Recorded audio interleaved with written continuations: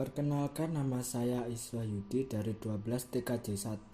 Saya akan menjelaskan tentang teori manajemen bandwidth. Bandwidth adalah besaran yang menunjukkan seberapa banyak data yang dapat dilewatkan dalam koneksi melalui sebuah network.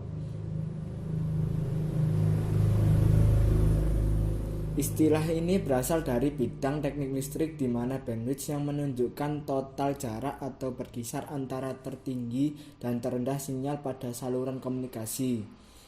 Jenis-jenis bandwidth terdapat dua jenis bandwidth, yaitu 1. Digital bandwidth.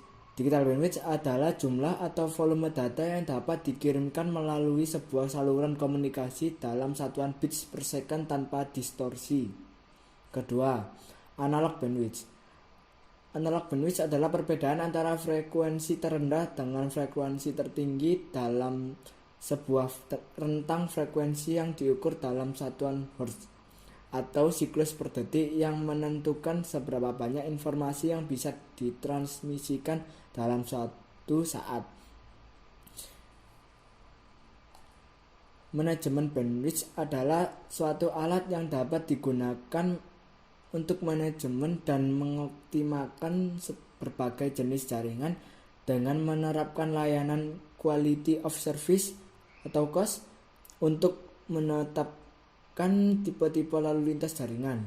Sedangkan COS adalah kemampuan untuk menggambarkan suatu tingkatan pencapaian dalam suatu sistem data.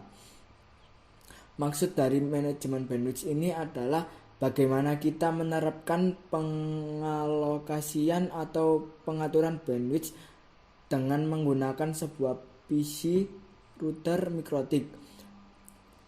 Manajemen bandwidth memberikan kemampuan untuk mengatur bandwidth jaringan dan memberikan level layanan sesuai dengan kebutuhan dan prioritas sesuai dengan permintaan pelanggan.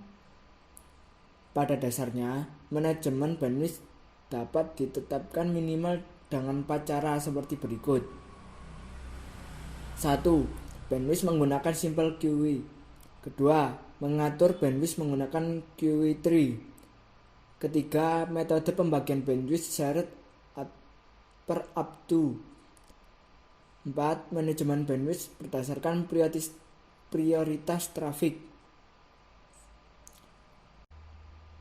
Ada dua fitur mikrotik untuk bagaimana mengatur bandwidth pada mikrotik, yaitu simple queue dirancang untuk mempermudah mengatur bandwidth untuk alamat IP tertentu atau subnet.